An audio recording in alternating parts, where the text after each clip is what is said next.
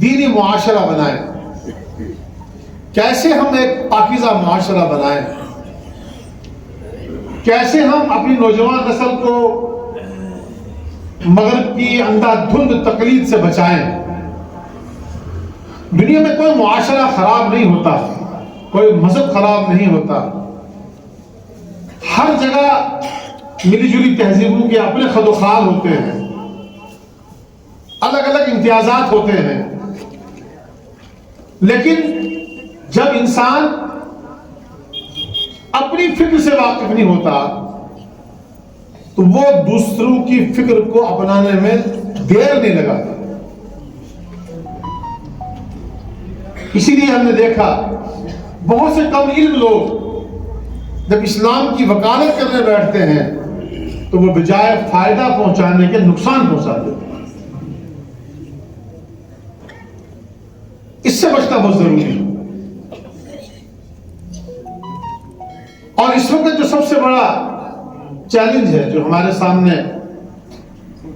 جو مسئلہ درپیش ہے وہ ہمارے نوجوانوں کا ہے، اور نوجوانوں میں بھی ہماری بچیوں کا ہے، اور دیگر طبقات اور دیگر سماج کے مقابلے میں ہمارے سماج کے بچے بچیاں بےراغبی کا زیادہ شکار ہو رہے ہیں۔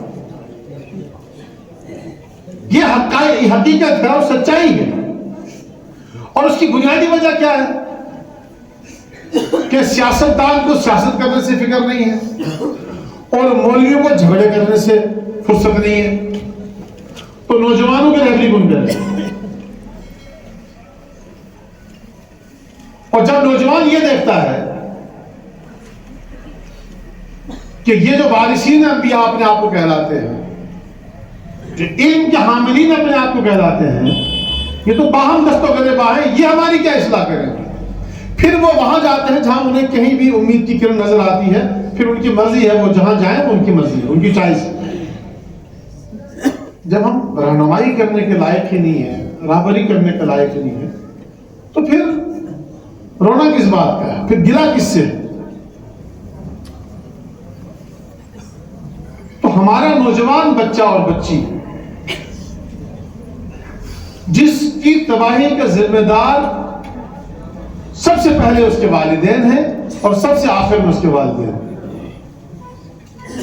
والدین کی ناقص اندیشیاں،